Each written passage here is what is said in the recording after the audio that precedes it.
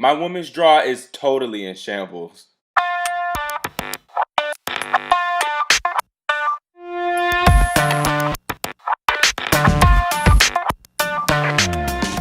In their first pro matches back after the shutdown, top seeds Karolina Pliskova and Sonya are out of the 2020 Western and Southern Open. Pliskova fell to world number 41 Veronika Kudermetova, and the 23-year-old Russian really rose to the occasion. Kudermetova matched Pliskova's power and then some, often hitting full-on return winners off the Czech serves. Many times she rushed Karolina, hitting hard and up the middle. While Veronika played a great match, Karolina could have won it, but she just refused to change. Renee Stubbs, a commentator in this match, brought up the excellent point and that Veronika really liked those low balls which Karolina kept giving her, but struggled with ones that were higher, had more spin, and were out of her strike zone. Karolina has more of a one-dimensional game, so she didn't adjust properly to make her opponent uncomfortable. Her serve was also a liability because while she hit 11 aces, she hit 9 double faults, and her first serve percentage was lower than normal.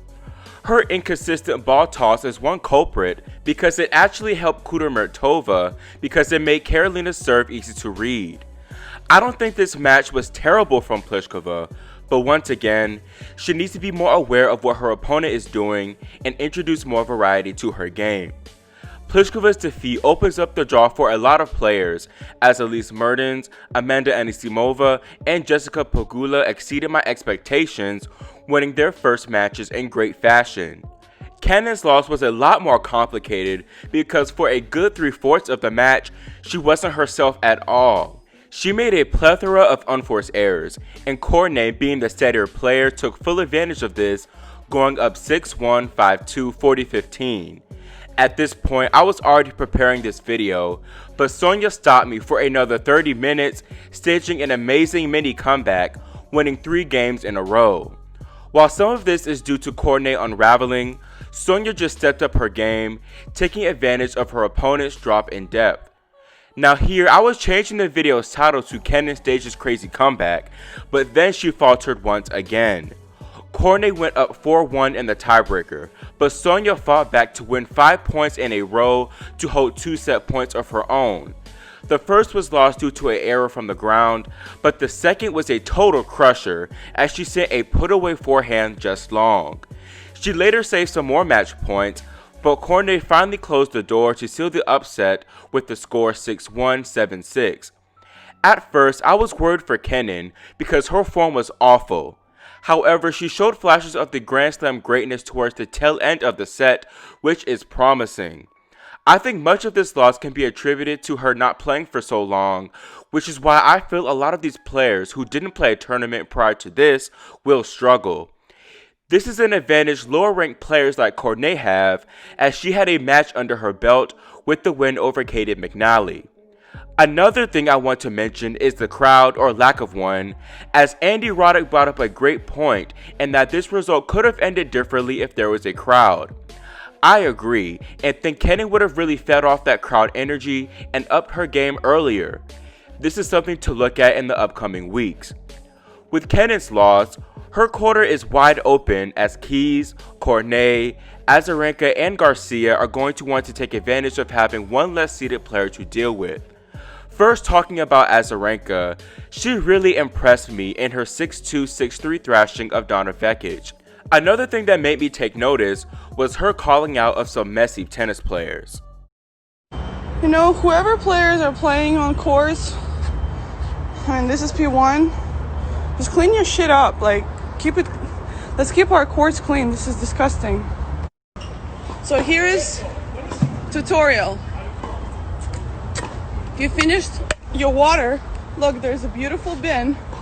You can throw it. Look how easy. Look. That's it. That's all you gotta do. You know, for bottles and cans, so be eco-friendly. It's that simple. Vika will next face Caroline Garcia, who took out Sloane Stephens 6-3, 7-6. Sloane definitely should have at least won a set in this match, as she first got out to a 3-1 lead before Garcia willed off 5 consecutive games to take the first set. Sloane hit another stride and served for the first set at 5-3, but was ultimately broken to love. With the loss, Sloane is now 1-7 on the season, her only victory coming against Emma Navarro, who was ranked 497th at the time of their match. While this performance today was a bit more promising, I'm seriously considering making a separate video about Sloane's drop in play if she doesn't get it together at the US Open. Another woman with a poor record this season so far is Venus Williams, as she is now 1-5 after falling to 16th seeded Diana Yastremska. Venus' situation though is far different from Sloane's, as she's been playing really well since the resumption of the tour. Williams has suffered a heartbreaking 7-5 loss in the third set, but actually could have and should have won this in straights, as she was up 7-6, 1-love, 40-love on Diana's serve. When she was unable to break here, Diana regained hope. I think Venus isn't really used to winning right now at this level, which is why she was hesitant in that game, but that aside, her serve let her down towards the end of the final set. Although she was unable to advance, I'm still happy with Venus' performance and believe she will be a dangerous floater in the Open. Speaking of dangerous floaters, all of my dark horses for the tournament lost in the very opening round, as Rybakina fell to Alexandrova, Brady fell to Pegula, and Fernandez lost to Jabeur. I'm not regretful or mad at my decision to have them go deep here, because they all played well and were so close to victory. Even Coco Gauff, who I believe would face Serena in the third round, played decent, but I underestimated the improvements of her opponent Maria Sakkari, because the Greek woman will make life very difficult for many players in New York. Sonya though is my predicted winner, and I have Pliskova reaching the semifinals, so I definitely need to do another mini preview, which will probably come in the next day or so. Moving over to the men's side, things went a lot more to script, as literally all the seeded players in action won their matches. I was pleasantly surprised with Dan Evans, Milos Raonic, and Grigor Dimitrov, as they picked up some very impressive wins over Rublev, Querrey, and Humbert respectively. Young Canadians Denis Shapovalov and Felix Auger-Aliassime were also impressive in their comprehensive wins over Cilic and Basilashvili.